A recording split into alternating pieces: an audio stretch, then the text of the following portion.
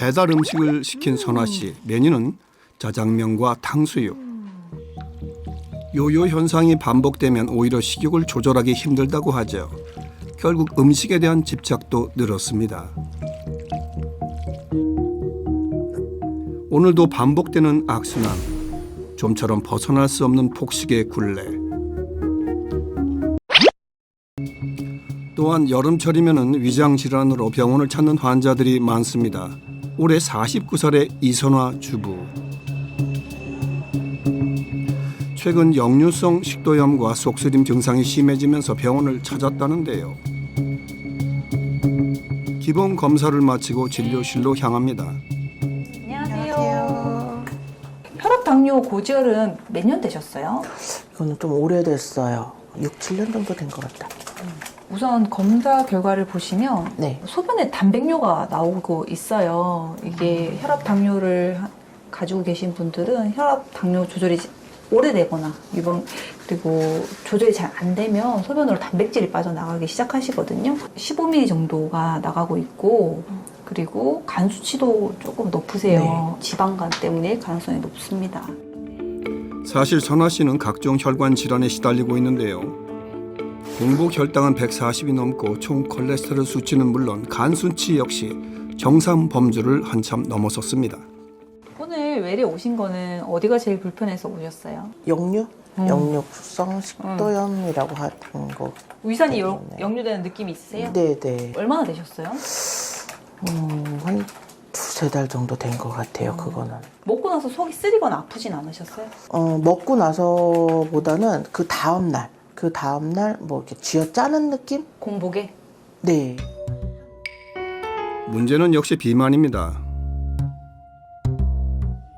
비만 때문에 겪는 그 동반 질환이 생기는 거고 동반된 질환이 역류성 식도염, 위험 환자들이 꽤 많이 오고 있습니다. 왜냐하면 고갑이 높아지다 보니까 또 입맛이 없어서 뭐 자극적인 음식을 먹는다던가 과식을 하신다던가 야식을 드신다거나 해가 길어지니까 그러고 나서 속 쓰리거나 체한 증상을 주소로 오시는 환자가 많습니다. 정확한 원인을 알기 위해 내시경 검사를 받기로 했습니다. 네, 괜찮아요. 검사 진행하겠습니다. 목 넘길 때 불편하세요? 깊은 데 보고 있어서 좀 불편해요. 움직이지 마시고. 검사가 시작되고 그런데 검사 중에 위에서 용종이 발견됐습니다. 천천히 심호흡하세요. 컷. 2개 나올게요. 3개 나올게요. 3개. 하나 볼까요? 그리고 연달아 또 다른 용종도 발견됩니다. 병이 조기 위암이나 아니면 위궤양, 소견처럼 보여서 조직검사 결과를 확인해야 될 것 같아요. 다시 진료실을 찾아 상담을 이어가는데요. 자꾸 속이 불편하고 그렇다고 해서 위내시경 검사를 저희가 했잖아요. 네. 이게 본인 식도고 근데 음식물이 꽤 나와 있었어요. 언제부터 공복하셨어요? 어제 10시부터요. 정상에 있는 그 정도 금식을 하면 위가 깨끗이 비워져야 되거든요. 근데 당뇨 환자들이나 이렇게 당뇨에 합병증을 해서 신경병증이 있는 분들은 음식물을 똑같은 공복을 해도 위에 저류되어 있는 모습을 보실 수 있어요. 근데 이쪽으로 보면 모양이 이상해서 이 음식물을 씻어내고 다시 봤는데 꼭 위 궤양이나 조기 위암처럼 보이는 소견이 있었거든요. 그래서 조직 검사를 시행했어요. 암일 수도 있다는 말에 가슴이 철렁 내려앉습니다. 이선아님이 비만이시잖아요. 이런 환자분들에게서는 뭐 위염이라든지 위암이라든지 이런 것도 위험도가 올라가게 돼 있거든요. 조기 위암이 의심된다는 전문의 소견. 최종 결과까지는 좀 더 지켜봐야 합니다. 단순한 위험인 줄 알았는데 어쩌다 이렇게까지 된 걸까 두려움이 엄습해 오는데요. 아무래도 이제 암일 수도 있다고 하니까 이것껏 그런 생각은 안 해봤거든요. 저는 그냥 위가 조금 쓰리면은 위험이 원래 이제 젊었을 때부터 있었으니까 조금 그렇구나라고 생각은 했는데 암일 수도 있다는 생각을 하니까 조금 좀 생각이 좀 많아졌어요. 다음 날 선화 씨를 다시 만난 곳은 그녀의 집. 어제 병원에 다녀온 후로 잠을 이루지 못했다는데요. 그래서 그런지 붓기도 심해졌습니다. 많이 부었네. 네, 아침에 일어나면 얼굴도 많이 붓는 편이고요. 손도 그렇고 다리도 그렇고 좀 혈액순환 좀 시키느라고 조금 앉아서 그런 행동들을 좀 하고 있어요.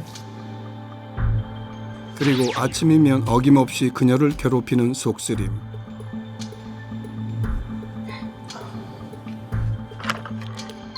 급하게 위산 억제제로 속을 달래봅니다.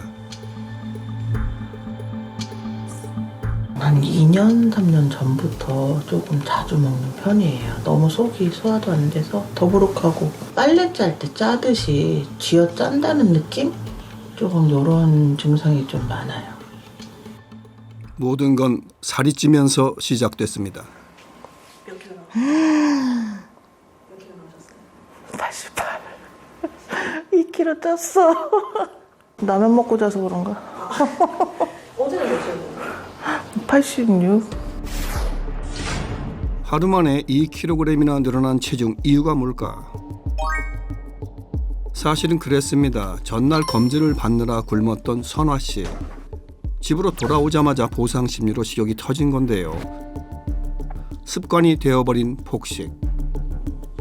어쩌다가 먹었는데 매일매일 먹게 된 거는 한 3년? 일 끝나고니까는 거의 이제 집안일 좀 하고 그럼 빨리 자야 되잖아요. 그러니까 빨리 먹어야 되니까 급하게 먹고 바로 자버리는 거. 그러다 보니까 그게 버릇이 돼가지고 아직까지도.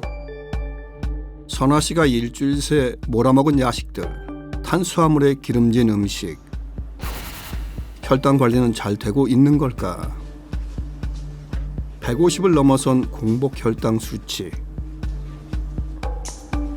혈압도 재보는데요. 역시 정상 수치보다 높습니다. 저희는 다 있어요. 저기 누구라 그래. 저희 외갓집. 그러니까 엄마의 엄마. 그 집도 그렇고 저희 아빠 쪽으로도 그렇고 저희 둘째 삼촌이 아마 뇌출혈로 돌아가셨을 거예요. 큰 삼촌도 그렇고 엄마 아빠도 그렇고 동생도. 집안에 그 친지분들이나 이런 분들이 다 체중들이 네, 다 동치들이 있으세요. 복부 비만도 문제입니다. 허리 둘레가 110cm를 넘어섰는데요. 하지만 선화 씨도 건강하던 시절이 있었습니다. 20대 때는 거의 50도 안 나갔었어요. 몸무게가. 찌기 시작한 거는 30대 후반, 그러니까 아이 낳고 나서부터 조금씩 늘던 게 이제 확 찌게 된 거예요. 그 시절로 다시 돌아갈 수는 없는 걸까? 비극의 시작은 무리한 다이어트에서 비롯됐습니다.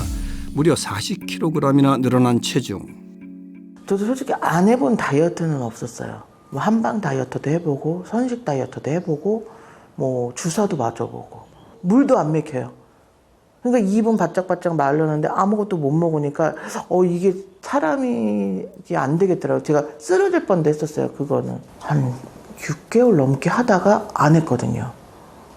그 약을 먹으면은 안 될 것 같아가지고 그랬더니 그걸 딱 끊고 나니까 이제 더 뺀 만큼 요요는 2배로 오는 거예요.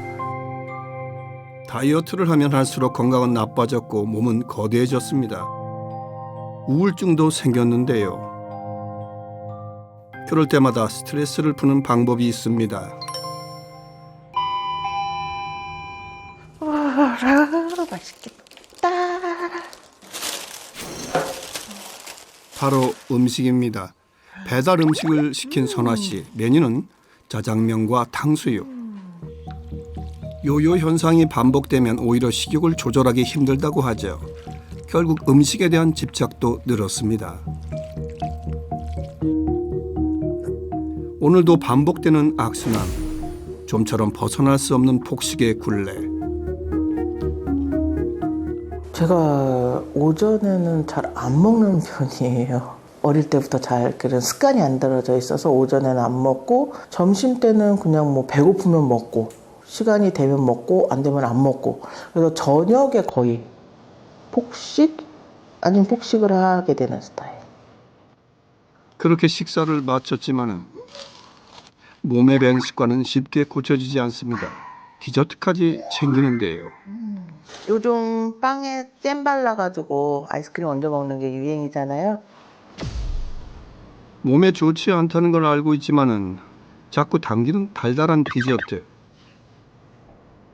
실제 탄수화물은 식욕 조절 호르몬에 영향을 줘 폭식을 부릅니다.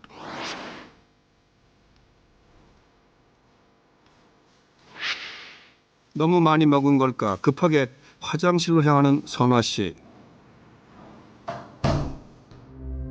오래전부터 장 건강이 안 좋았다는 그녀.